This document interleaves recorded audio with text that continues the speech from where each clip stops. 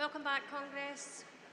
We're just about to start the afternoon session. If you could take your seats, that would be helpful. Thank you.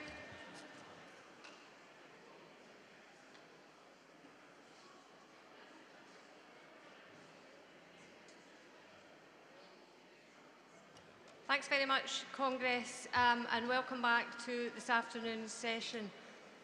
In my calculation, that's us probably halfway through, and we're keeping very well to time, so let's hope that we stay on that track. Congress, we had a fantastic demonstration out the front at lunchtime where we had delegates from Dundee University, workers from Dundee University in the demonstration, some fantastic speakers, and I'm sure you'll agree the sight, the sound and the visual that those workers brought to Congress was inspirational. Following that wonderful demo, I would like to call Emergency Motion 10, University of Dundee. I invite Unite the Union to move the motion.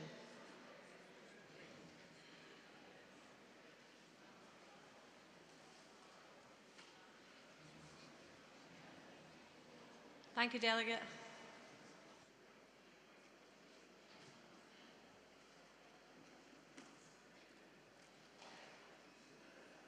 Congress, if you could settle down just before the Speaker starts to move the motion, that would be helpful. Thank you. If you're making your way out or into the hall, can you do it quietly?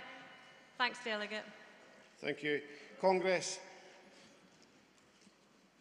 not 1 mile from here at Dundee University, the intern principal, Shane O'Neill, is presiding over gross mismanagement and jeopardising the very existence of Dundee University.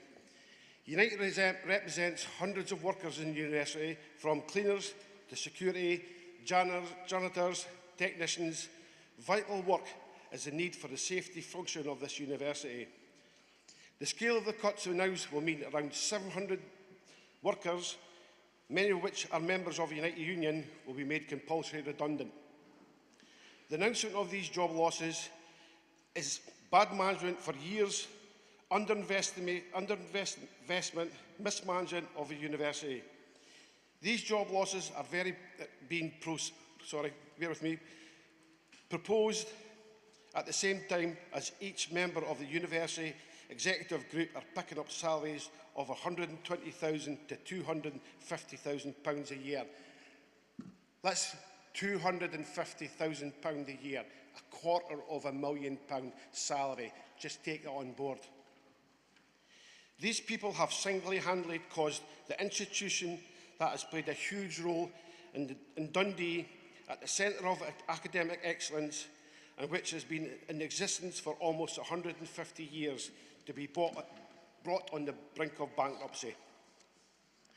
Based on their actions, there is no other way to describe the executive group members that are inept, incompetent, overpaid and lack of integrity. For the last 4 years, Unite have raised concerns with the executive team only for those concerns to be dismissed or ignored. Unite acknowledges that there was a wider crisis across the whole of the further and higher education, affecting many colleges and universities. The crisis cuts deep across the sector and has caused lack of funding from the government, but also the financial mismanagement of the catastrophe scale. Congress, this has been brought about in part by the over-reliance of overseas students and the money they bring in, but it's also down to the extensive earnings of these top levels of these institutions, six-figure salaries. Unite has expressed concern about the way Dundee University has been run for many years. However, despite our attempts to engage with the management of the university with a view discussing a recovery plan, the voice has been ignored. Well, no more. Your voices will not be ignored anymore.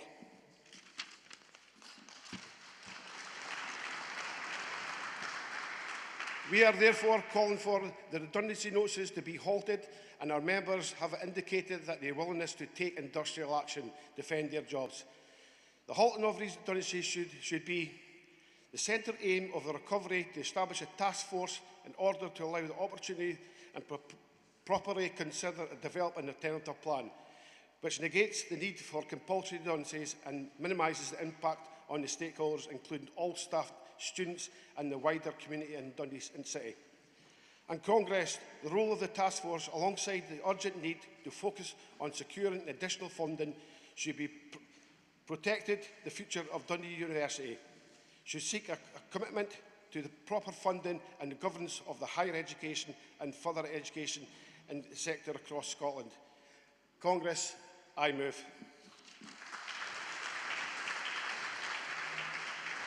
Thanks very much, Delegate. Can I now call the seconder of the motion?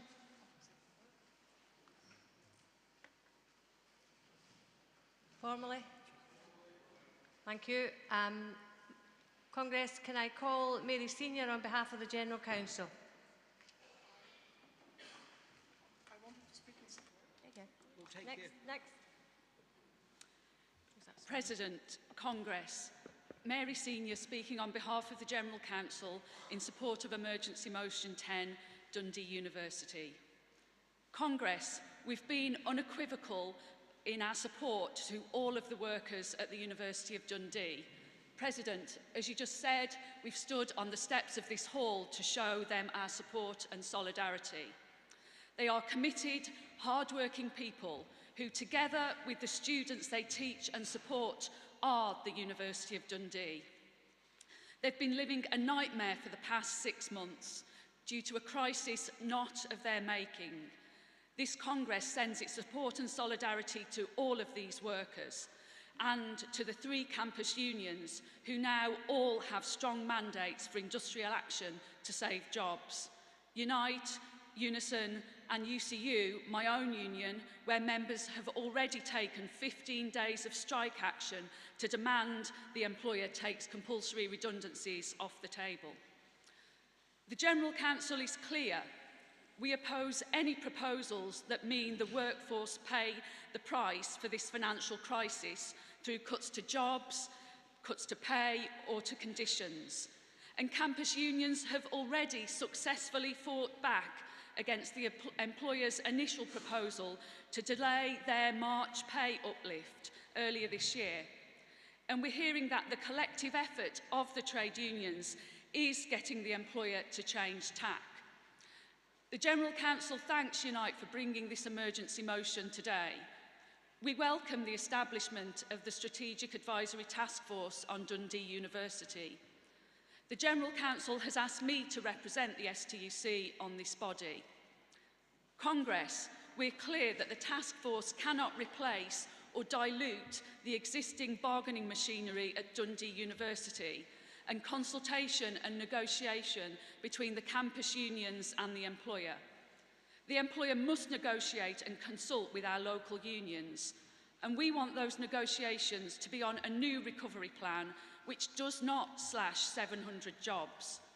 And if we are to have a voluntary severance scheme, it must, as the campus unions have demanded, be a dignified scheme which is attractive to workers. It cannot be the statutory minimum. Congress, the task force needs to see a plan and sufficient information to be able to provide its strategic advice. But it's the campus unions that need to get full financial disclosure of accounts, budgets and recovery plans.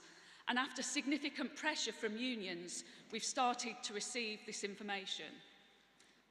This morning, we debated and passed overwhelmingly Motion 30, Funding Quality Education in Scotland, and Motion 31, Universities in Crisis Save HE. We need the Scottish Government to step up to the plate now. They must properly fund higher education and have already very forcefully made that point at the first task force meeting last week in this very hall. But Congress, the task force must focus and advise on recovery at Dundee and ensuring that Dundee University survives and thrives. The task force must not be distracted by debates on HE funding models and some principals' demands for the introduction of tuition fees. So Congress, with these clarifications, please do support the motion.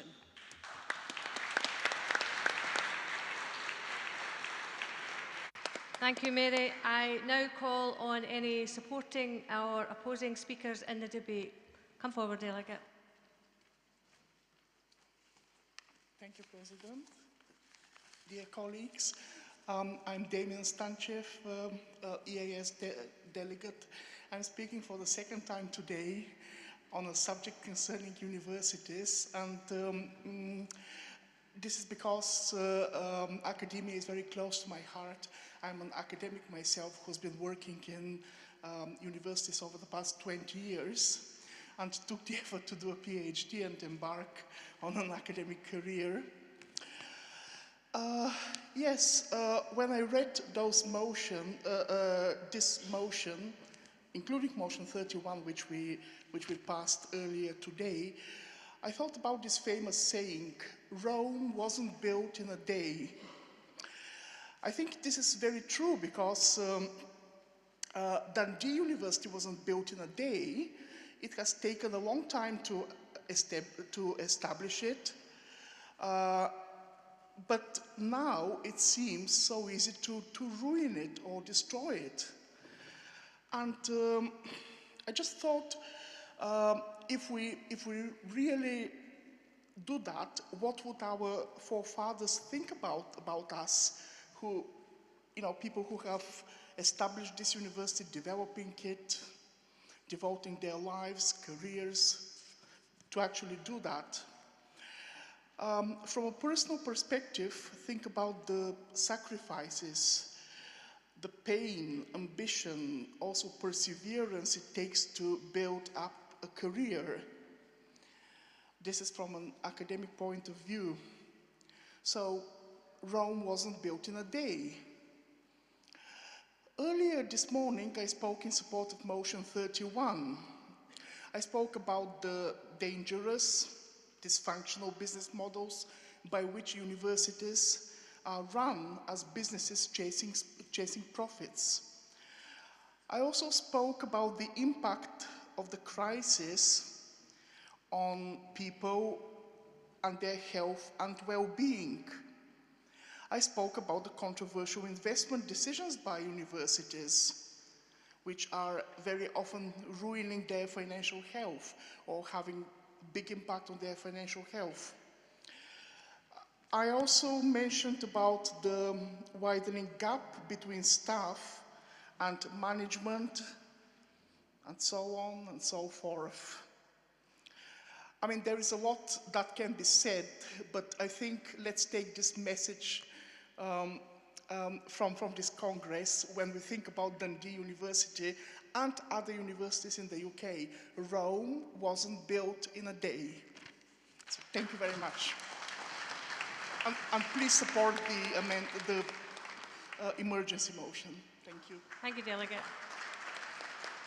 Any other speakers in the debate? Come forward, please. Hi, first time speaker, first time delegate.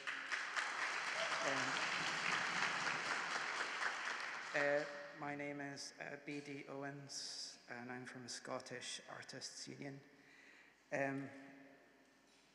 Thank you for this motion. I'm speaking up in solidarity with all of our colleagues at University of Dundee.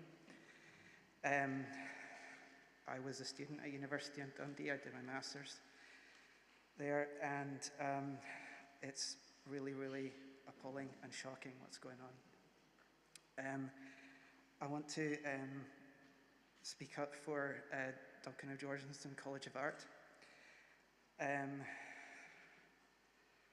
which is part of University of Dundee, and many of the staff at University of Dundee and Duncan of Georgenston, whether they're lecturers, whether they're supporting staff, whether they're cleaning staff, are really integral to the art sector, not just in Dundee, but across Scotland and across the UK, and internationally, actually. University of Dundee has, and Duncan of Georgenston, has a really important impact. And the other thing that just kind of bring in, thinking about what Mike was saying earlier, around the impact on the city of Dundee. The arts sector and all of the arts organisations in Dundee are interdependent with Duncan of Jordanstown College of Art, and also the English department as well, and also the film department. So I just wanted to bring that kind of to folks' attention. But thank you. Please support this motion. Thanks. Thank you, Delegate. No other speakers in the debate. That was Emergency Motion 10, University of Dundee. Please note that the General Council recommends support. I'll now move to the vote. Can I see all those in favour? Please show. Thank you. Any against? Any abstentions? Emergency Motion 10, University of Dundee is carried. Congress, I am now delighted to invite the STUC General Secretary Rose Foyer to make her address and present the sections 2 and 3 of the General Council report. Thank you, Rose. Thank you, Lillian, President. Good afternoon, Congress. In presenting this year's Congress report on behalf of the General Council, I'd like to start by thanking our brilliant STUC President Lillian Macer for her hard work and support to the whole STUC team throughout the past year, and for her expert chairing of Congress over this week. I first met Lillian about 20 years ago in the early 2000s, and she was a cook in NHS Lanarkshire. I was interviewing her about the then STUC Union's Work campaign, and I remember her just being like really active branch official. She was full of enthusiasm about the positive difference that trade unions could make day in and day out to working people's lives. And I can tell you, Congress, that as the Scottish Secretary of Unison and as the President of our STUC today, Lillian's not changed one bit, and she's still brimming with that enthusiasm and energy when it comes to demanding positive change and delivering for her members.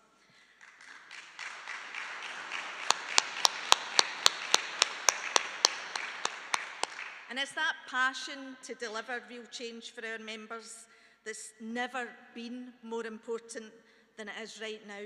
It's that passion from activists across the trade union movement that helped kick the UK Tory government out of power last year, so that finally at Scottish and UK government levels, trade unions once again have got a seat at the table and a voice and an opportunity to input in government policy. But that comes with a warning, because having a seat at the table is not enough on its own. We want both the Scottish and UK governments to listen and to act on our demands, even if it's not what they want to hear. Because the people of Scotland are watching. We voted for change. We now expect action. Those promises of fairer pay, improved working rights, lower energy bills and better public services must become our reality, and fast.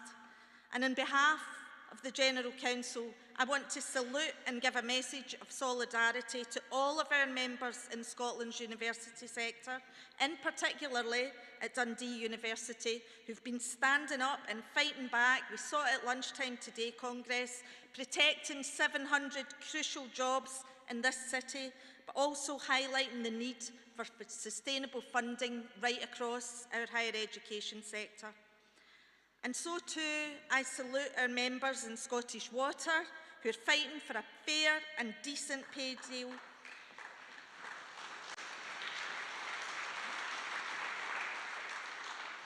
And all of the workers that have stood up over the past year to fight back and demand better.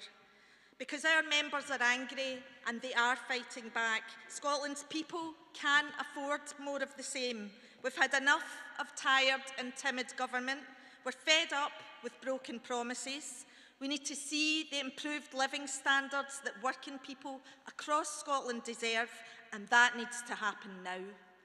That's why we look forward to the UK government delivering in full the transformative package of workers' rights promised in the New Deal.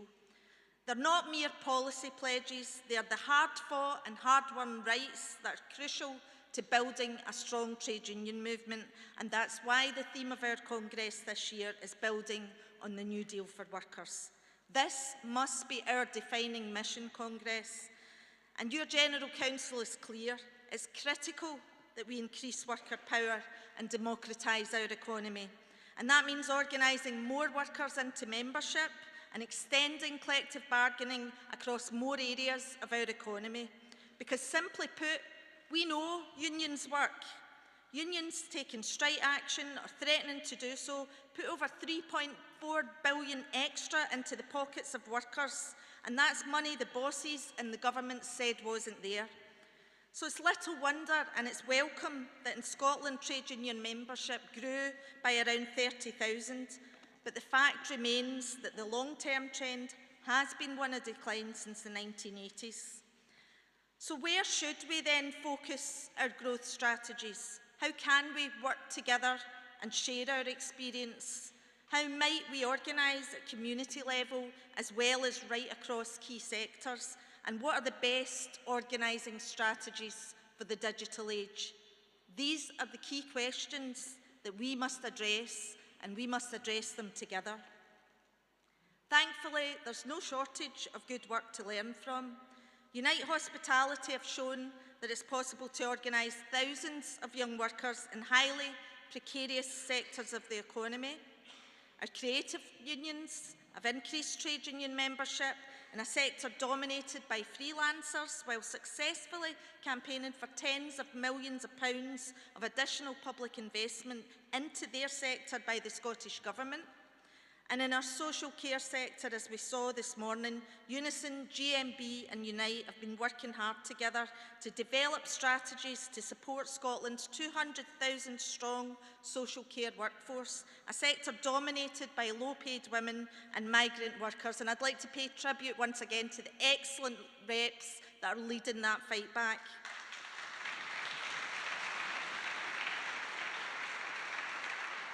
So Congress, just as we organised workers in the 19th century during the first industrial revolution, we need to do that again as part of the green and the digital revolution. The New Deal provides us with the basis on which we can build, but it's going to be down to us as a movement to put in the hard graft on this. And that means us putting our resources fully behind organising and campaigning if we're going to achieve our aims. Congress, since taking up post 5 years ago as your General Secretary, I've been very proud to lead our General Council on a journey where we've increasingly shifted our resources and our focus from convening to campaigning. Because all the convening in the world isn't going to change the world if we're simply talking to ourselves. To do that, we need to win hearts and minds. So the constitutional amendment that Congress will debate tomorrow represents the next important step on that journey, giving us a greater opportunity to not just set policy, but to put more resources into ensuring decision makers both listen to and act on our demands. There's too much at stake in this fast-changing and uncertain world for our movement to keep doing the same things. We must adapt to grow. Mick McGahey put it best when he said, "We're a movement, not a monument." And talking about movement, we need to see more movement on Labour's pledges to make work pay and invest in our public services. Labour's minimum wage rises and honouring of public sector pay recommendations are welcome, but our hard-working members are still playing wage catch-up, with any pay rises being lost in a sea of rising household bills.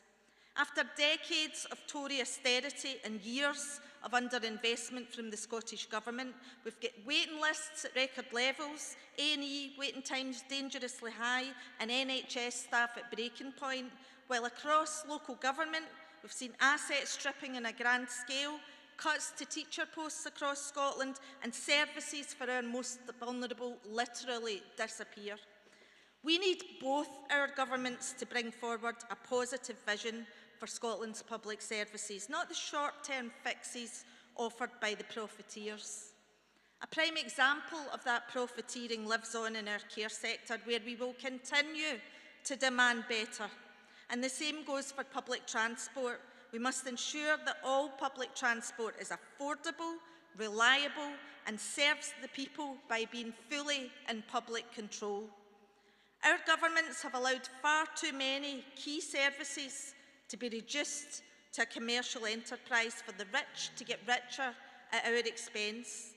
So when it comes to services as essential as our energy, we expect government to take a stand against the billionaires who treat workers as disposable, against the multinational corporations that profit while communities suffer, and for a just transition, one that protects jobs, protects industries, and protects livelihoods.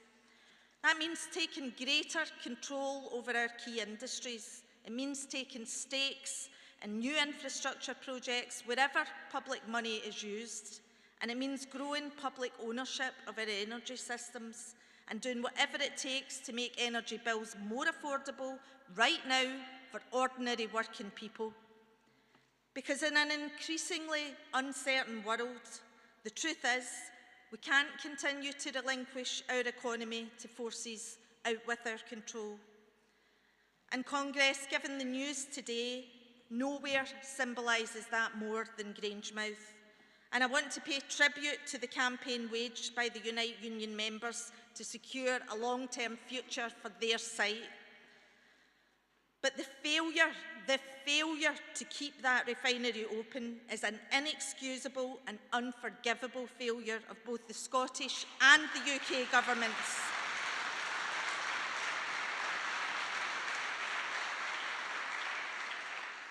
We've seen from this very stage today and yesterday workers served warm words and platitudes from our politicians, wringing their hands while on the ground workers are receiving redundancy notices.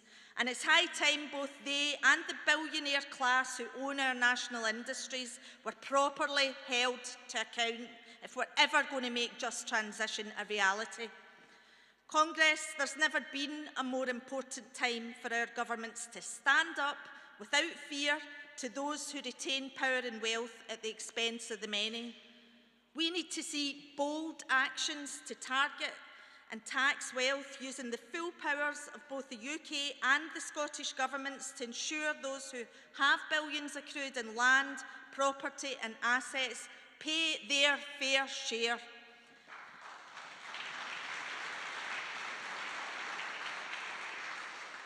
They need to face the fact that we will never achieve social justice for ordinary working people without fairer taxation of those with the most wealth. And we've got to see that justice delivered, Congress, not only here, but also abroad. Internationally, we need our government to stand strong with the people of Ukraine and resist any US-Russian carve-up of their nation. And even more critical, Congress, is the need to stand strong with the people of Palestine and work for a lasting peace based on our movement's long-held principle of a two-state solution. And let me say this, the inaction of the UK government in the face of Israel's sustained genocidal war against the Palestinian people is utterly, utterly shameful.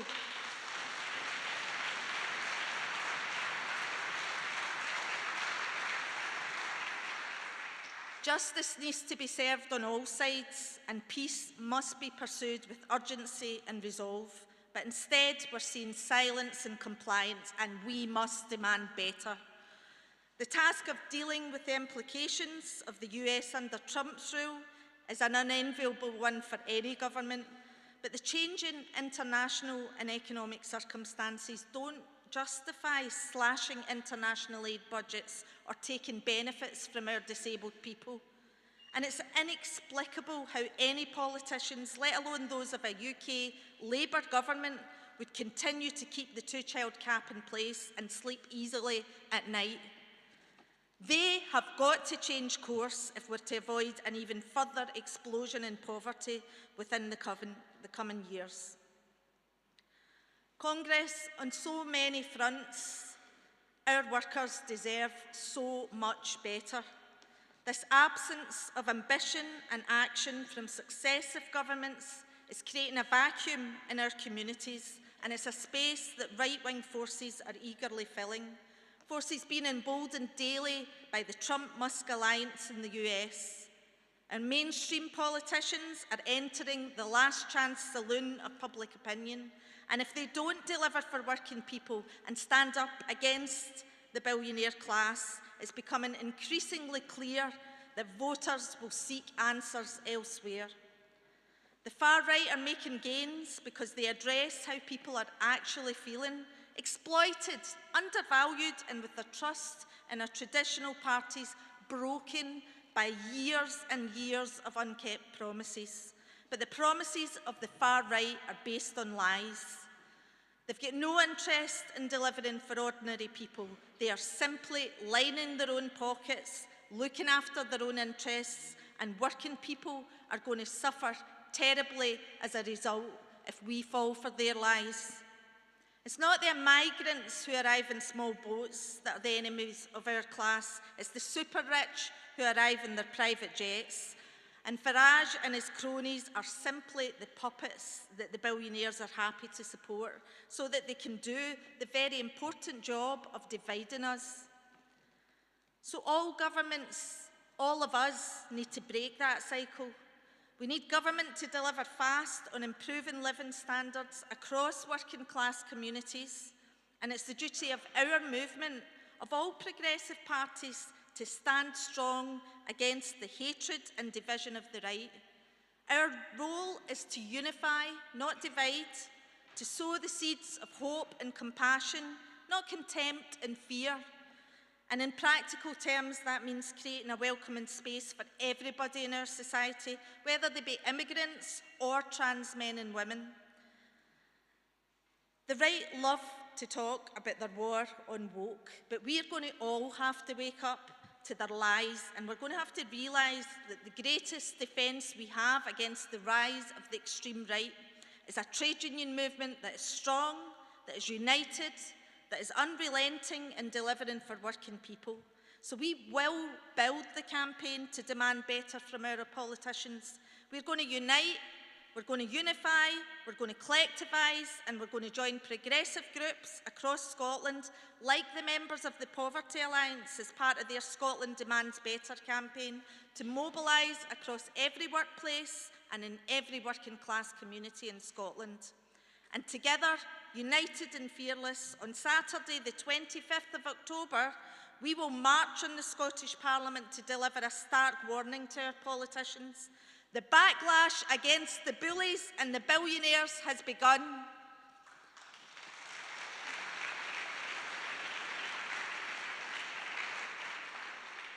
And we will demand that they take the side of the people and that they start delivering for us. This is the task that lies ahead of us, Congress, and I know that if we work together, we will surely prevail, because when Scotland's workers are united, we're more powerful than we can dare to imagine. Solidarity, Congress.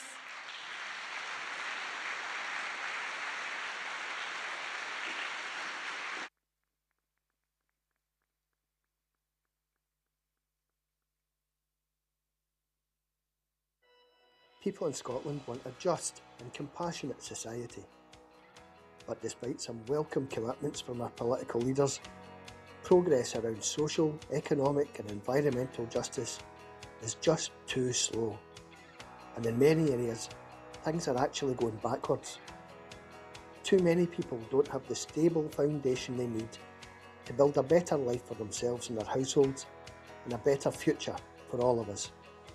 The resulting injustice is clear to see in our communities. Rising hunger and destitution, increasing debt and insecure work, wages that don't cover life's essentials, seemingly never-ending cuts to the vital health and public services that we all rely on, but that are an essential support for people looking to build a life out of poverty. Our children being denied their rights to thrive, prosper, be safe and protected, and develop their talents to the fullest. It simply doesn't have to be like this, and now is the time to tell our political leaders that Scotland demands better. The Poverty Alliance, Scotland's national anti-poverty network, is building a broad coalition to show that in our wealthy country we already have practical ideas to overcome injustice and the resources we need to make them work.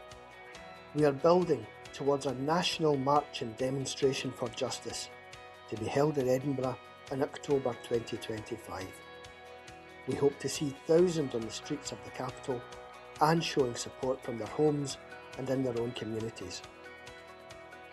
Over the coming months, members of the Scotland Demands Better coalition will be delivering a range of activities to build awareness and support for the campaign.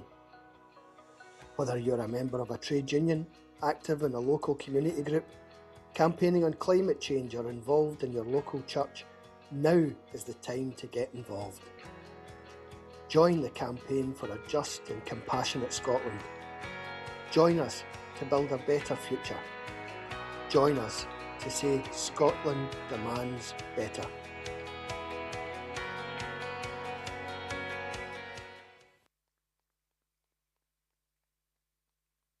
Thank you, Congress, and thank you, Ros, for that address. We will formally vote on the sections of the General Council report Ros referred to, along with other sections, tomorrow morning. Congress, I now call on motion 43, Enhancing Allied Professional Services in the NHS. I invite the Royal College of Podiatry to move the motion. Thank you, colleague.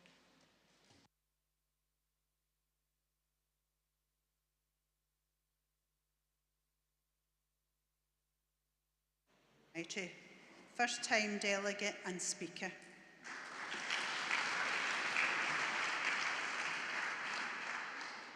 Congress, since the COVID pandemic, GP appointments have become few and far between. Therefore, AHP services are vital now more than ever to the effective function of the NHS. AHPs include podiatrists, physiotherapists, occupational therapists, radiographers, speech and language therapists, dietitians and more.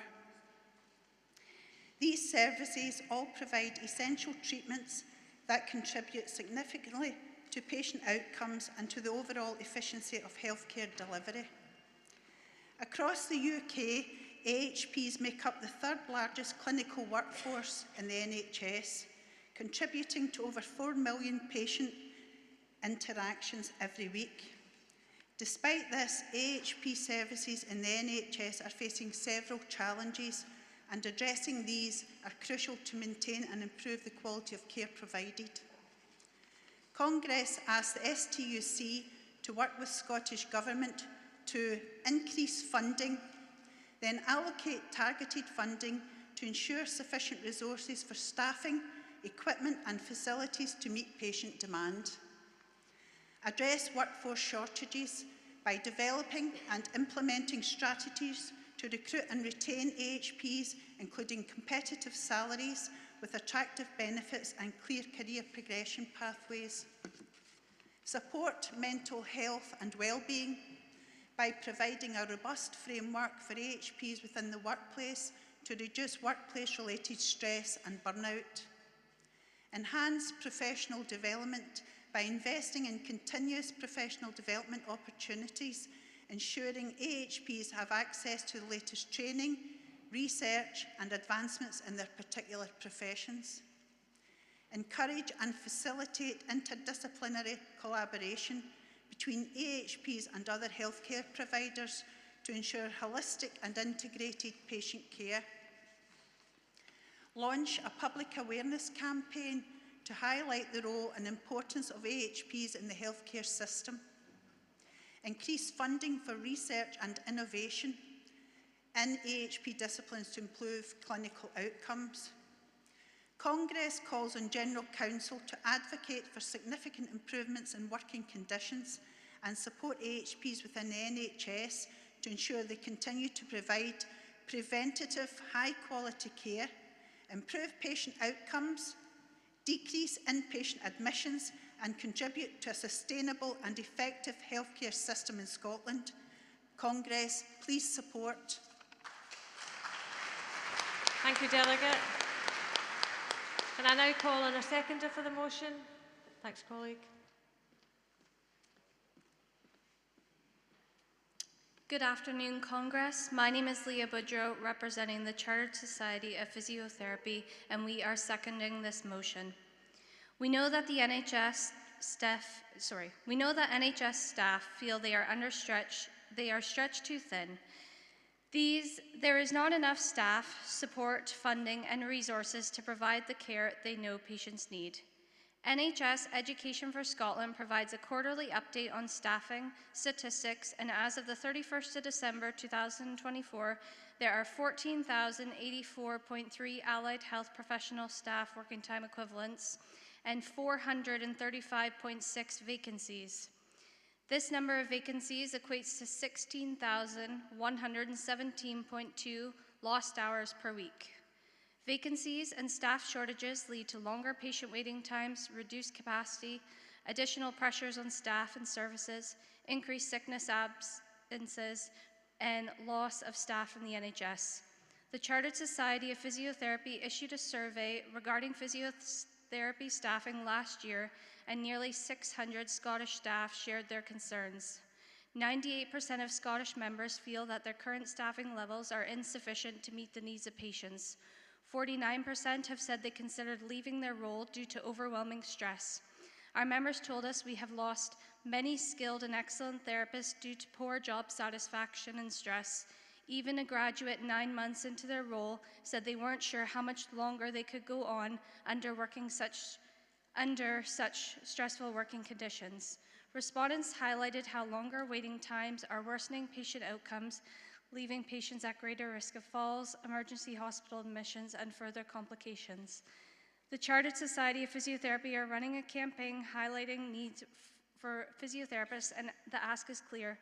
The Scottish Government must urgently address this crisis, not just for physiotherapists. We urge you to support this motion. Thank you. Thank you. I now call on other speakers supporting or opposing. No further speakers in the debate? That was motion 43, enhancing allied professional services in the NHS. Please note that the General Counsel recommends support. I'll now take you to the vote. Can I see all those in favour? Please show. Thank you. Any against? Any abstentions? Motion 43, enhancing allied health professional services in the NHS is carried. I now call on emergency motion 3, rest breaks in the Scottish Ambulance Service. I invite GMB to move the emergency motion.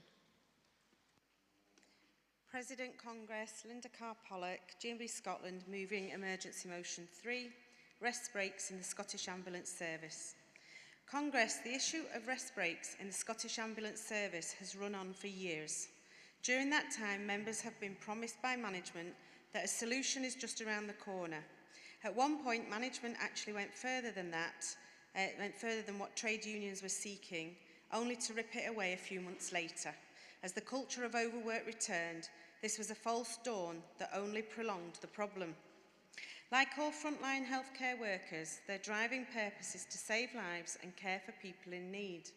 They are more than willing to forego their breaks to do their duty, but that has become standard practice. Staff work day in, day out in stressful situations, attending to urgent calls without a break. It's relentless.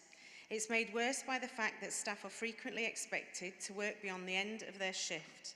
So crews are denied rest on and off the block. It isn't just unfair, it's dangerous given the high-pressure situations crews find themselves in when driving under blue lights to treat patients. Last week, our members began a consultative ballot on industrial action. As we all know, this is no easy step for healthcare staff to take. It's a clear indication of how angry and exhausted staff are. For GMB members in the ambulance service, they have hit their limit. Normally, the Scottish Government is quite content to sit back and allow SAS management to carry on. It's only when a ballot is announced do ministers spring into action, not fully worried about their impact on workers or patients, but more worried about the impact on their public image. SAS workers deserve to be taken seriously by a government that claims health is one of their top priorities. Our health services are not political footballs. The problems are far too big and run far too deep for clever political fixes.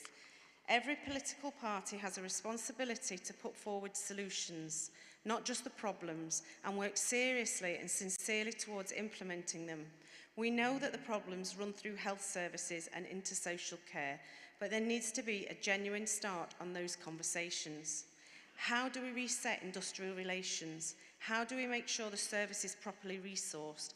How do we ensure dignity at work for staff? How do we stop a sticking plaster approach and properly plan for the services we deserve? The SAS were only one of the many key workers working on the front line of our public services during the depths of the pandemic. If we are to learn any of the lessons from that time, then we have to value our healthcare workers, not just pay lip service to them and allowing their service to slip deeper into crisis. Therefore, we call on the STUC General Council to encourage all Holyrood Health spokespeople to meet with balloting trade unions on improving working conditions and industrial relations within the Scottish Ambulance Service, and call on the Scottish Government to enforce SAS workers' rights to rest breaks across the service and invest in increasing staffing numbers to reduce workload and pressure on existing ambulance crews. Congress, I move. I now call on a seconder for the motion. President, Congress, Stephen Lowe, Unison Scotland, delegate for God knows how many years, but first-time speaker.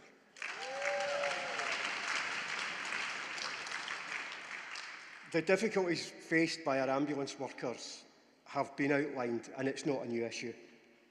But it's critical that the Scottish Ambulance Service have continued to fail to act on and ensure the well-being of ambulance crews and other ICS staff to ensure patient safety. Our ambulance staff continue to face unprecedented 999 call volumes and unsustainable demand from the public. It's having a terrible impact on morale and the health and well-being of the staff.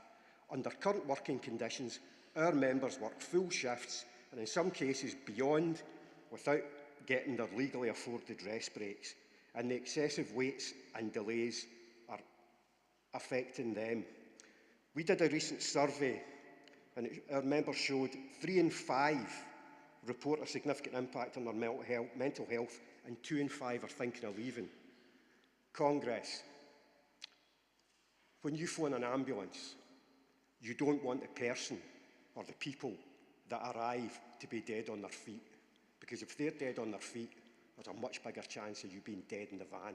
Support.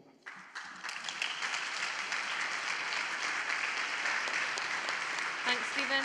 I now call on other supporting and opposing speakers in the debate. Thank you.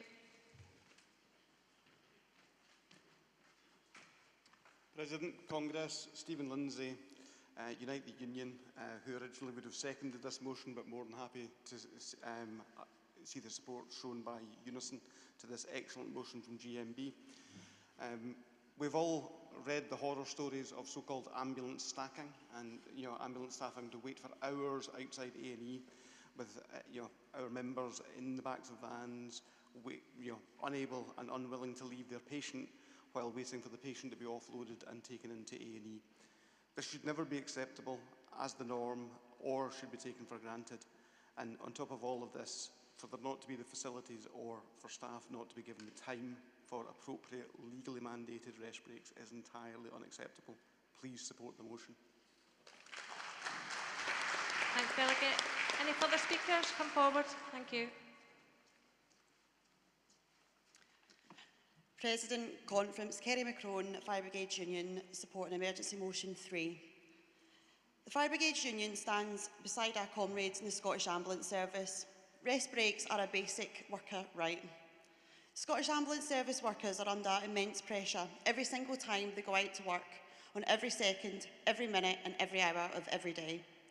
The life-threatening incidents they attend only adds to the immense pressure they are already under. The ambulance service is a physically and mentally demanding job. We need ambulance workers to be well rested so they are performing to the high standard they and us, the public, want and need. Most other workplaces will have uninterrupted rest breaks. Why should our emergency service workers be any different? As firefighters, we know what it feels like to work long shifts. When you sit down to have your meal break, the bells go down, you're out the door, on high alert, ready to assist the public in an emergency situation. You could be committed to an incident for hours, with little or no welfare. It is even more frustrating for our ambulance workers, who can spend hours upon hours queued outside a hospital with a patient, not being able to get their patient out of the ambulance and into the hospital care they need. When do they get their meal? 2 hours? 4 hours? 6 hours? Or more? The right to a rest break is a basic right. We must stand beside our ambulance workers and ensure they are treated fairly, make sure they are well rested and able to tackle the day ahead. Congress, the FBU supports. Thank you, Delegate. That was Emergency Motion 3, rest breaks in the Scottish Ambulance Service. Please note the General Council recommends support. I'll now move you to the vote. Can I see all those in favour? Please show. Thank you. Any against? Any abstentions? Thank you, Congress. Emergency Motion 3, rest breaks in Scottish Ambulance Services is carried. I now call on Motion 44, Post Office Closures. I invite the CWU to move the motion. Thanks, colleague. President, Congress, Scott Hartle is moving Motion 44, Post Office Closures, on behalf of the Communication Workers Union. Post offices are at the heart of our local communities, providing a public service that is essential to economic activity and social cohesion. The Post Office generates an economic impact of £4.7 billion each year and an annual social value to consumers of nearly £4 billion a year. Post offices are increasingly important for access to financial services as banks close branches. In December 2024, cash withdrawals at post offices exceeded £1 billion for the first time on record. Millions of people across the UK still depend on their local post office. Nearly 1 in 4 adults consider themselves to be digitally excluded in some form. The post office network is under threat because of underfunding and a lack of strategic vision. Post Office Limited is legally required to maintain at least 11,500 branches, but these are being cut by stealth through temporary closures and part-time hours. 1,291 branches are temporarily closed, but nearly 60% of these have been shut for over 2 years. Thousands of full-time post offices have been replaced by part-time outreach, as they call them, branches, which are open for as little as 1 hour a week. The Post Office recently launched a review which aims to set the Post Office on a more sustainable footing by cutting costs and services. The Post Office failed to consult with the CW as a recognised trade union and a key stakeholder. Whilst we have spent the last few months lobbying the Post Office and the Government against closing post offices and cutting frontline post office jobs, our concerns have been ignored.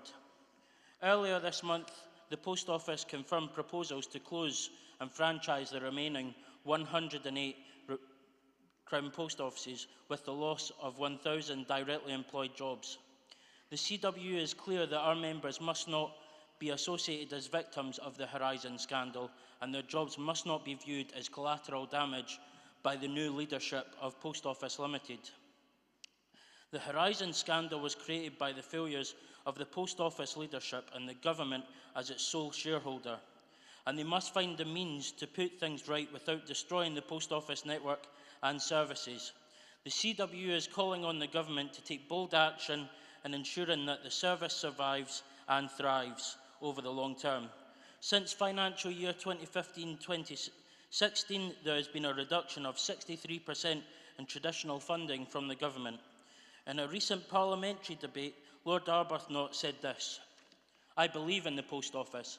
I see its future as a network of essential hubs spread throughout the country, holding communities together and giving people the chance to do their banking, to meet on a social basis, and to interact with the Government, other agencies and more services, including healthcare. That future would build up the country's resilience. If that is right, should we not be expanding the network rather than reducing it? The CW wholeheartedly agrees with Lord Arbuthnot. I move. Thank you. Thank you, Delegate. I now call for a seconder on the motion. Thanks, Delegate. Congress, Comcale, STUC, Youth Conference, seconding motion 44, post office closures. Scott's talked enough about the specifics of this motion. I just want to put it in its broader context, which is to say that this motion is about resisting a pattern of economic decline embarked upon in 1979, which has systematically waged war on the institutions that unite our communities, that afford us places to come together, that has taken the local economy further away from where we live, that has taken economic control away from communities, that has seen our high streets decline. This motion is about pushing back against that agenda. It's about uniting and fighting for services which are rooted in our local communities, which we can use for our communities, which we can turn into hubs for our communities. Friends, just now, as a result of the economic trend, as a result of 40 years of neoliberalism, we are lonely, we are atomised, and we are alienated. If we are ever to correct that trend, we need to bring people together. We need to bring people together where we live. We need to bring people together in our communities. We need to forge social bonds that have been broken by austerity over the last 14 years. And the way we do that is with institutions grounded in communities like the post office, just like ticket offices on our railways. This motion, seen in its broader context, is critical. It's about more than just the post office, as essential as defending that service is. Thanks very much. Thank you, Delegate. I now call on any other speaker supporting or opposing. Come forward, Delegate. Thank you. Carol Wood, I'm doing this because I actually live in a rural part of Scotland. I actually live about 1,000 metres from the beach. Unfortunately, it's not the Caribbean beach, it's the North Sea. However, the nearest post, if my post office shut down, the nearest post office would be an hour and a half on the bus. It's near a journey you want, let me tell you, in the summer. It's very difficult for people like me who have a disability, for older people, and for younger people to actually have to get to a post office. It's not just about buying a stamp. It's about sometimes taking out that old-fashioned thing called cash. It's about other services for parcels and things. And the post office in rural areas is a lifeline for people. It is really important that these post offices stay open. When I was growing up, we had a post bus in the Highlands of Scotland. It took the eggs and the bread and the papers and everything right across the Black Isle. And now they're gone. Now post offices are going. Please support this motion and resist, wherever you can, the closure of post offices. They are integral and central to the stability of our communities. Thank you. Thank you, Delegate. I see no further speakers.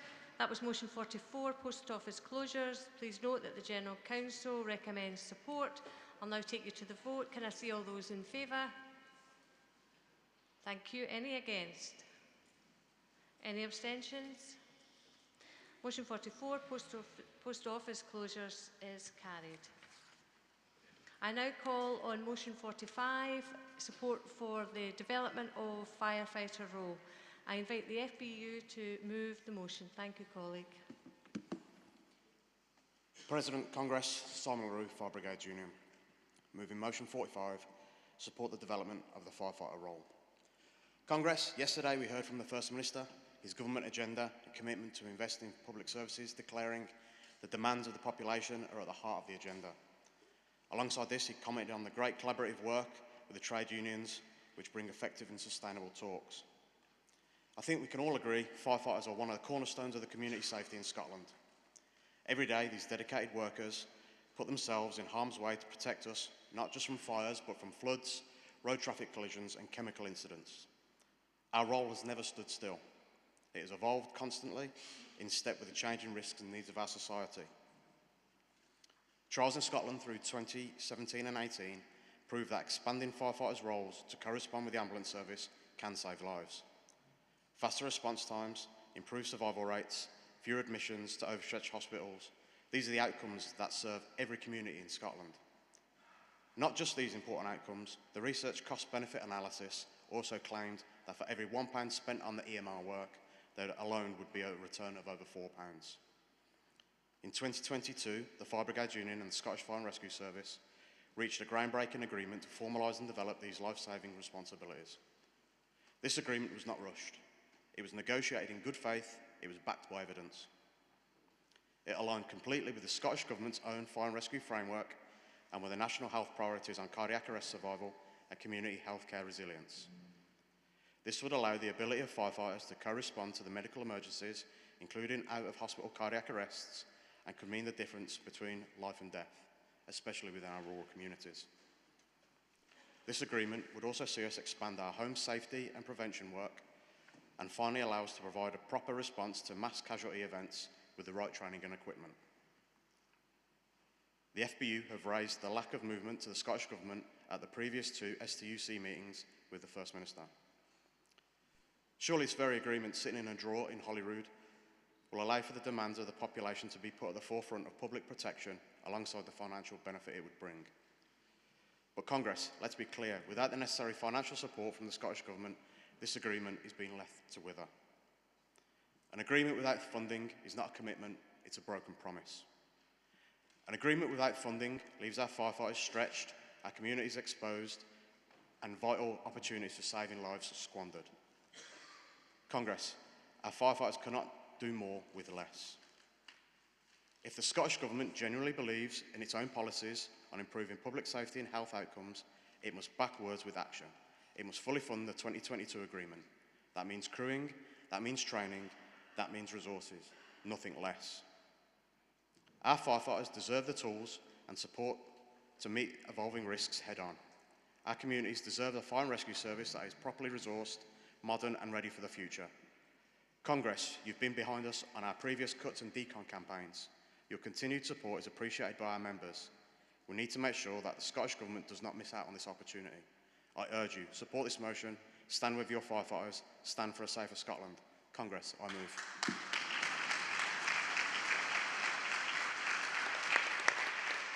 Thank you, Delegate. I now call on a seconder for the motion. Thank you. Congress, Tom Pollock, GMB Scotland, seconding motion 45.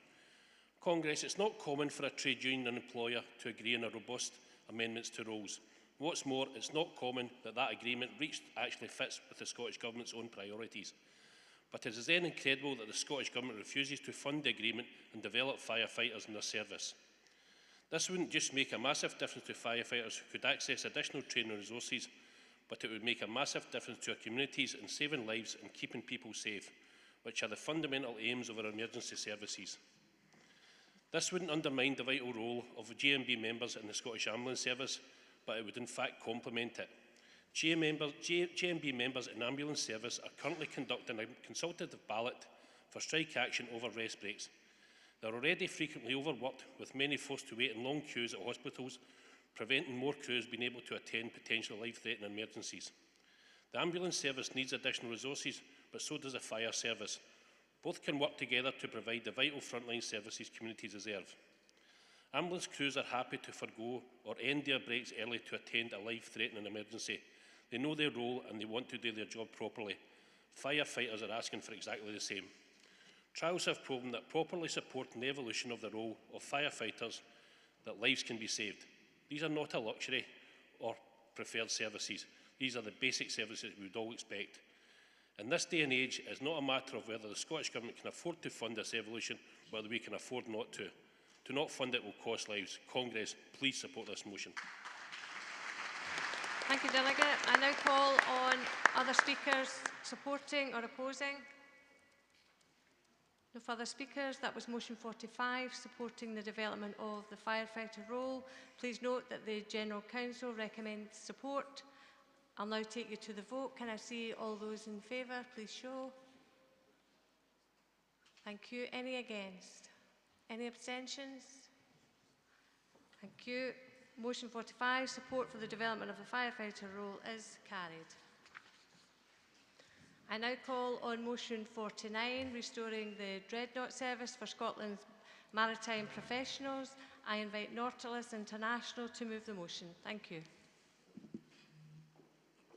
President, Congress, Mickey Smith, Nautilus International. The Dreadnought service plays a vital role in supporting Scottish seafarers facing health challenges by having these resolved faster and keeping with seafarers' working schedules in all sectors of the industry. This excellent service has been in place for generations for seafarers, but unfortunately this vital service faces significant challenges, including funding from the devolved Scottish NHS not being made available to support key maritime professionals to receive treatment to support their return to work. These challenges have made a direct impact on the safety and well-being of maritime professionals and shipping in Scotland, as well as wider impacts on global trade. Continued investment support for the Dreadnought service is crucial for its long-term future, which is critical to ensure that Scotland's maritime professionals have access to essential healthcare. We ask that the STUC supports our concerns regarding the challenges facing the Dreadnought service for Scottish maritime professionals and calls upon the UK and Scottish Government to simply fully fund the service to meet the current and future demands, address administrative issues through ensuring that funding for service users is delivered to the service promptly, engage with Nautilus International and other relevant stakeholders to develop and implement sustainable solutions to support the health and well-being of Scotland's vital maritime workforce to make it fit for purpose going forward. Congress, I move. Thank you, Delegate. I call on a seconder for the motion. Thank you.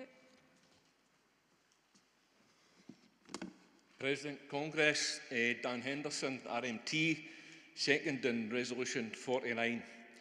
Seafarers Hospital Society is a charity that's dedicated to meeting the health and welfare needs of seafarers of all nationalities in the UK. Services include a seafit programme, respite care, grants to seafarers and localised fast-track physiotherapy for seafarers, places such as Campbelltown, Oban, Fort William, as well as the Dreadnought service. Dreadnought's a medical service for seafarers. It's based in St Thomas's Hospital in London. Dreadnought was one of the original hospital ships set up by seafarers in the Seafarers Hospital Society on the Thames at Greenwich after the Napoleonic Wars. A bit before my time, but probably Mickey will remember it. Dreadnought plays a crucial role in supporting Scottish seafarers in having medical issues resolved faster, allowing them to support the treatment and get them to return to work in a fit and healthy state as quickly as possible.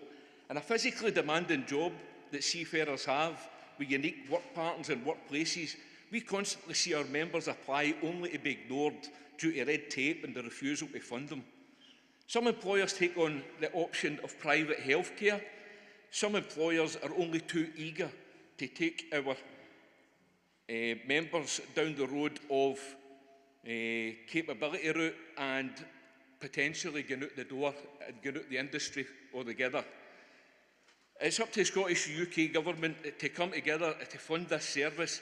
So Congress, I'd ask you to support the seafarers, support Dreadnought and support our NHS. Thank you. Thank you, Delegate. I now call on any other supporting or opposing speakers in the debate.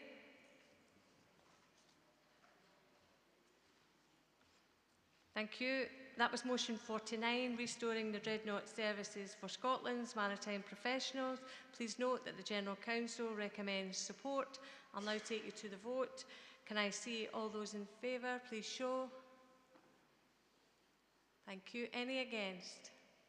Any abstentions? Thank you. Motion 49, restoring the Dreadnought services for Scotland's maritime professionals, is carried. I now call emergency motion 7, civil service jobs. I invite PCS to move the motion.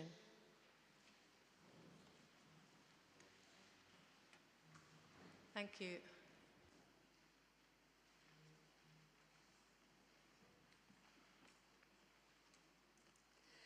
President Congress, Fran Heathcote on behalf of PCS to move Emergency Motion 7 on cuts to civil service jobs. I don't think there's a single union or even a single delegate in this hall who regrets the Tories being booted out of office in the UK general election last year. In Scotland, the Conservative vote halved. But Congress, we have to be honest with ourselves. The new Labour government has been a mixed bag so far. Last year, they delivered above-inflation pay rises for public sector workers. This year, they're proposing a below-inflation settlement of 2.8% when inflation is forecast to be in excess of 3%. Members are struggling with higher bills, rising rents and council tax after years and years of real-term cuts for so many public sector workers. We welcome the Employment Rights Bill currently going through the UK Parliament, but Labour has taken the same line as the Conservatives did on both hybrid working and the 4-day week.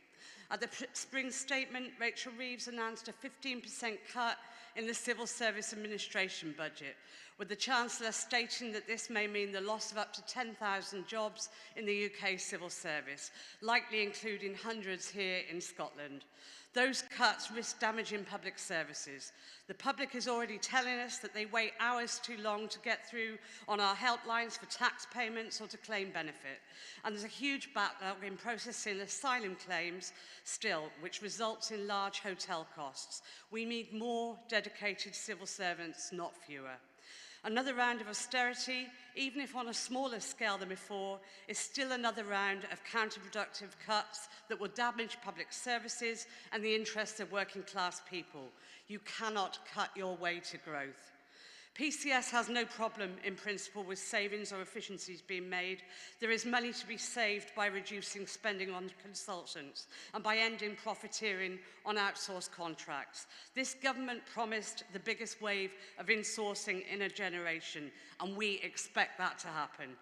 Extended hybrid working can produce savings for the employer on office costs and for workers too on commuting costs.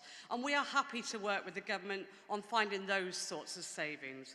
But Congress, we cannot stand by and allow cuts to services that our working class people rely on, or below inflation pay settlements for our members, whether that's the UK government in Westminster or the Scottish government in Holyrood. Congress, I move, please support this motion. Thanks, Fran. I now call on a seconder for the motion. Thank you.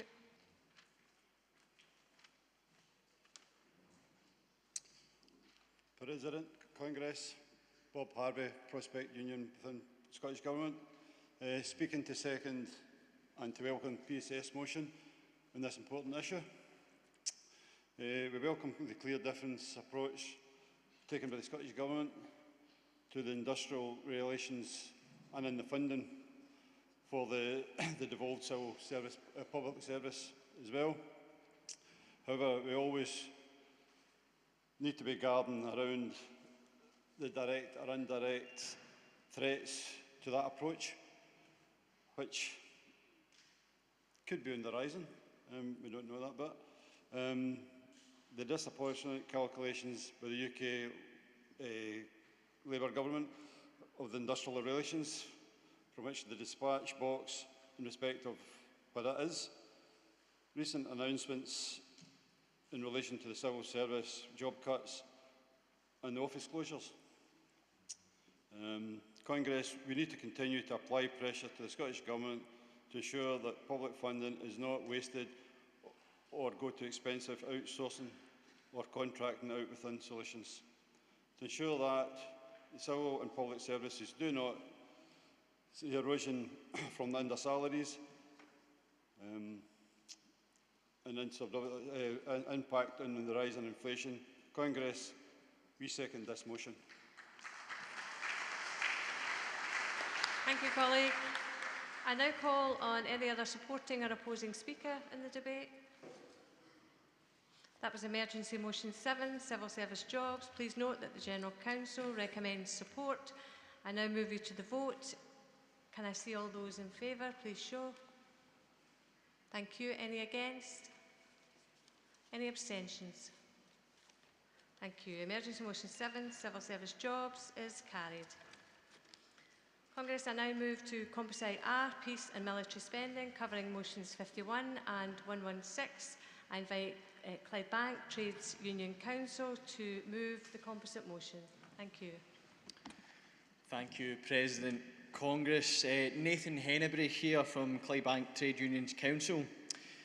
During the spring statement, the Labour government announced their plans to increase so-called defence spending by £2.2 billion and, in the exact same breath, announced cuts to welfare and benefits amounting to over £5 billion.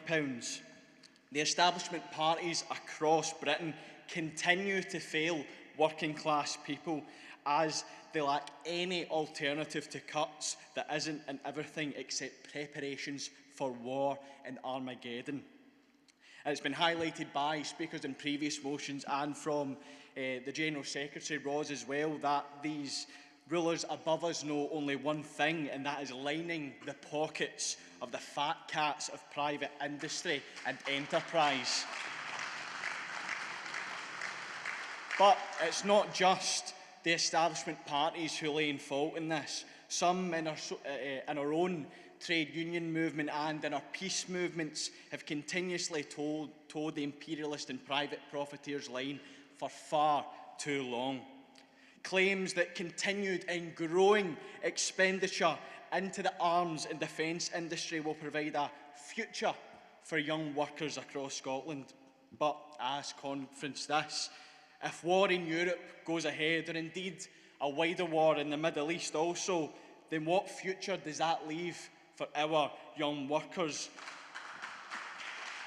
It will be these young workers who will see their factories and their workplaces bombed as military targets. It will be these young workers and able bodies conscripted to die in the mud and in the sand. Or if they're injured as a consequence of war, will come back to Britain and Scotland, home to a dissected welfare system that will not be able to support them. Then what future do they really have? A future of pain, misery, poverty and homelessness. If we wish to get serious about providing long-lasting opportunities for workers and ensuring fully funded council and welfare services, then we must first look to the concerns and grievances that have been raised by those in the defence and arms industries. And we must look beyond the lies fed to us by the lobbyists of the arms industry and the imperialists who continue to try and influence our movement. The choice is clear, comrades. Will we stand with the workers of the world or with all its enemies?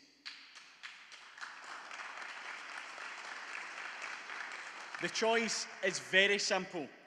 Will we stand for welfare or for warfare? Thank you. Thank you, Delegate. I now call on North Lanarkshire Trades Union Council to second the composite motion. Thanks, Drew. Conference, Drew Gilchrist, North Lanarkshire Trades Council. Conference, I want to begin by thanking the RMT for leading in the call to reiterate that peace is a Labour movement issue at the 2024 AGM. As Composite R points out, we're at a crucial time in international relations, and peace is on the verge of disintegrating into regional and even international conflict. Our movement cannot repeat the same mistakes we made in 1914 by being blind to the government's push to conflict and war, and it's fair to remember that a bayonet has a worker at both ends. It took the bravery of workers across Scotland to show us that the movement was wrong. Willie Gallagher, John McLean, Helen Crawford and Mary Barber and the Red Clydesiders showed that through political and industrial class organising, an effective anti-war position can be obtained while simultaneously winning better pay, terms and conditions for workers in the arms industry.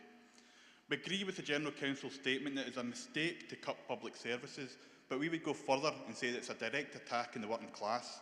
Money for war, but not for wains. We understand the difficult conversations have to be had, and we do not shy away from them. We understand that Unite, the GMB and Prospect are the major unions who represent workers in the industry, but so do trades councils. Many branches in the sector are affiliated to their local trades councils and their delegates contribute to the motions as they should. The tax on workers at factories and Govan is unacceptable and does nothing to progress the peace movement. However, the response should not be to distance and even block out any voices and discussions that would look at the impact of Scotland's weapons manufacturing, both at home and abroad. To this end, I thank Unite for approaching the Trades Councils and looking to develop a path forward with the workers, and I hope that GMB and Prospect join us in a hope to develop a similar programme with their members. For any transition or development in the industry to be just, workers must be in the room and must have their voices heard. But we would be foolish to believe that calls for a review into weapons manufacturing will quiet. Instead, they have grown louder across all sectors. As health and education workers watch nightly their colleagues in Palestine, Yemen and Lebanon being targeted by snipers, long-range missiles and AI, they will question where those tools have been produced and they'll want answers. Comrades, we cannot hide from the debate. We must be the vanguard of the voice. Thanks, Ruth. Congress, I now invite Richard Hardy on behalf of the General Council to deliver the General Council statement on Composite R. Thanks, Richard. Thank you, President. Congress, Richard Hardy speaking on behalf of the General Council, asking for remission of Composite R. Congress, the General Council fully recognises the sentiments and points raised within the composite. We condemn the cuts to winter fuel payments, the refusal to compensate our WASPI women, and we are unanimous in opposing cuts to welfare benefits and staff within the DWP. We do, however, have concerns about aspects of the motion, including the inference that the UK government's support for Ukraine is belligerent. We also do not want to be in a position where workers in the defence and aerospace sectors feel scapegoated within this debate. We need to build a worker-led consensus where we don't pit worker against worker. My own union Prospect, as well as Unite and the GMB, have committed to meet with the trades councils and others to discuss the issues and how we can move forward as a movement. This meeting will of course have workers and reps from those areas so that it is workers' voices at the heart of this discussion. We fully recognise the emotive issues that these areas can bring forward, and it is critical that we have proactive conversations. We ask the mover and seconder to remit to allow positive discussions on the issues and to allow us to take forward those areas we can within the General Council. Thank you. Thanks, Richard. Do both organisations agree remit? Agreed. Thank you. Composite R, peace and military spending has been remitted. Congress, I am delighted to introduce Her Excellency Ismara Mercedes Vargas Walter, the Cuban ambassador, to address Congress via a video link. Thank you. Dear friends and distinguished delegates, it's a great honor to address you today. I extend my heartfelt thanks to the STUC General Secretary Ross Foyer, President Lillian Macer, and all of you who continue to lead with integrity, courage, and international spirit. We are grateful for the invitation and even more grateful for the enduring solidarity that Scottish trade unionists have shown to the Cuban people over many decades. I speak on behalf of a nation that remains under an unjust and punitive economic, commercial, and financial blockade. For more than 6 decades, Cuba has endured the most extensive system of unilateral coercive measures imposed by one country on another in modern history. The U.S. blockade on Cuba is not a relic of the Cold War. It's a modern system of economic warfare, deliberate, systematic, and devastating in its effects. It is designed not only to punish a government, but to suffocate a people. These unilateral measures, which have intensified since President Trump's first administration, impact the daily lives of our people. They prevent us from accessing basic health care, restrict financial transactions, and limit our ability to rebuild and grow a sovereign and equitable economy. Even at the height of the COVID-19 pandemic, Cuba was denied the ability to purchase ventilators from European suppliers because they were owned by US companies. The blockade affects hospitals. It affects children with cancer waiting for chemotherapy, elderly people needing pacemakers, and mothers trying to find antibiotics. This is not a policy of maximum pressure. It is a policy of maximum cruelty. But the blockade also works through the world financial system. Cuba is effectively locked out of the international banking system. We cannot use US dollars in transactions. Our payments to suppliers are rejected by banks for fear of US sanctions. Even donations have been frozen or delayed for months simply because the word Cuba appears in the transfer reference. Foreign companies are threatened with fines or blacklisting for doing businesses with Cuba.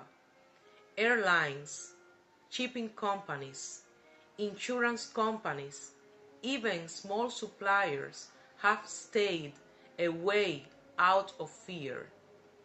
All of this has one goal: to make life so difficult that the Cuban people will abandon their own project of sovereignty and justice. This has been the same and constant objective since 1959. We were heartened earlier this year when President Biden, in one of his last acts, finally removed Cuba from the U.S. list of states sponsors of terrorism, a designation that was never justified and only served to deepen the suffering of our people. But that glimmer of justice was brutally snuffed out just a week later, on the very first day of Donald Trump's second term. With Marco Rubio, the architect of so much anti-Cuban hatred, now serving as Secretary of State, the decision was reversed with cruel speed. It was not only cynical, it was shameful. A reckless abuse of power that treats international diplomacy like a petty game.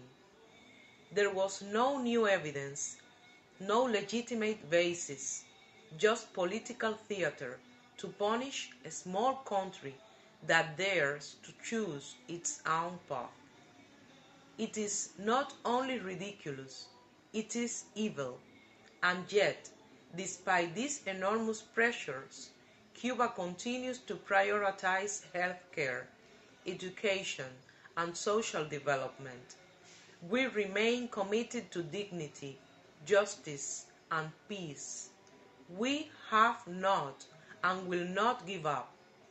And we are able to do so not only because of our resilience, but also because of the solidarity of friends like you. For more than 6 decades, Cuba has made solidarity the cornerstone of its foreign policy, as exemplified by the Cuban medical brigades that provided medical care to vulnerable populations around the world, including countries such as Italy and Andorra, as well as British overseas territories during COVID-19. We will continue to send doctors abroad where they are needed.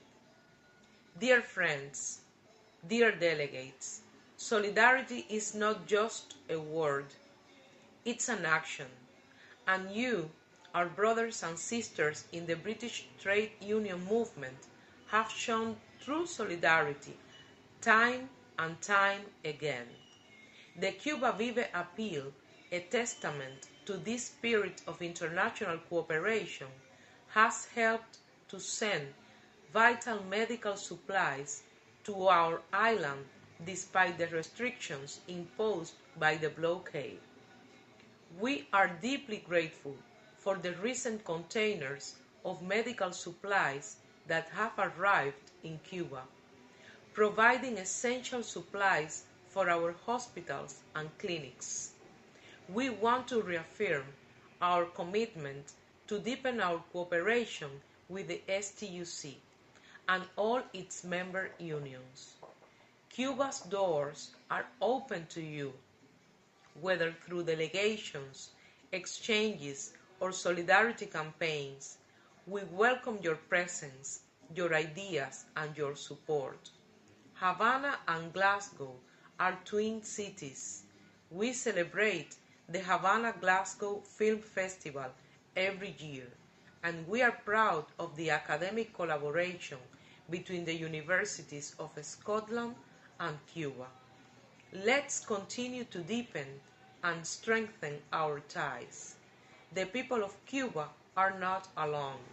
With you, we are part of a global movement for dignity, workers' rights, and peace.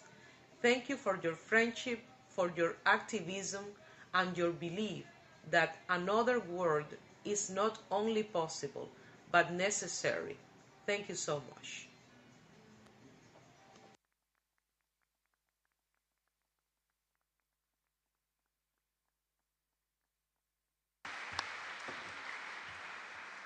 Thank you to the Ambassador for her address. We are also honoured to be joined at Congress by Pablo Arturo Genar San Pedro, the first Secretary of Cuba, from Cuban Embassy.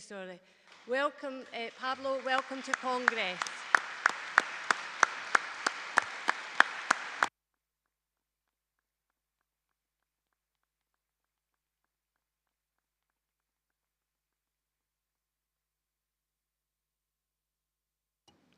Congress, we are now going to move to the final debate session of today, within Section 7 of the Agenda, Trade Union and Employment Rights. I now call on Composite A, Building a New Deal, covering amended motions 3, 76 and motion 66. I invite Tony Doolan to move the composite on behalf of the STUC General Council. President, Congress, Tony Doonan, USDA, moving Composite A on behalf of the General Council. Congress, it's only right at the outset to acknowledge that the new deal, if delivered in full, would represent the biggest advance in a generation for workers' rights. There are many things I like in the employment bill. Day one rights to statutory sick pay and protection from unfair dismissal. Improvements to family-friendly and flexible working. Ending the scourge of zero-hours contracts and fire and rehire, union access to workplaces and simplifying the recognition processes with employers. Progress is also being made on ensuring agency workers and those in precarious employment come fully under the scope of the bill and receive guaranteed hours contract. All of us in this hall today have been at the sharp end of unfair and unjust anti-trade union legislation. Laws which have deliberately shackled our ability to organise, defend and represent workers. We are having to deal with the consequences of workers' and trade union rights having been under attack for a generation. That is a hell of a lot of time to make up for, Congress, and lots of things in our economy which we need to put right. That's why we can't have half-baked legislation. We need to get things right from the get-go. So despite the positive measures in the Employment Relations Bill, we know government can and should go further. The harsh reality is there remain multiple loopholes for employers. We need an outright ban on fire and rehire practices, not a conditional one. We need sectoral bargaining across the whole economy, not just in social care. And we need the devolution of employment law. Congress, we must hold Labour to account or they will face the electoral consequences of failing to deliver for working people. Whether that's the Scottish elections next year or the next UK general election, our message should be to them: you are on notice. Congress, it isn't just the UK government that needs to up its game. The Scottish Government claims to support fair work, but through its retail industry group, it's failed to support sectoral bargaining because it listens to the employers' concerns, not unions. So let's be clear, Congress, the Scottish Government's failure to support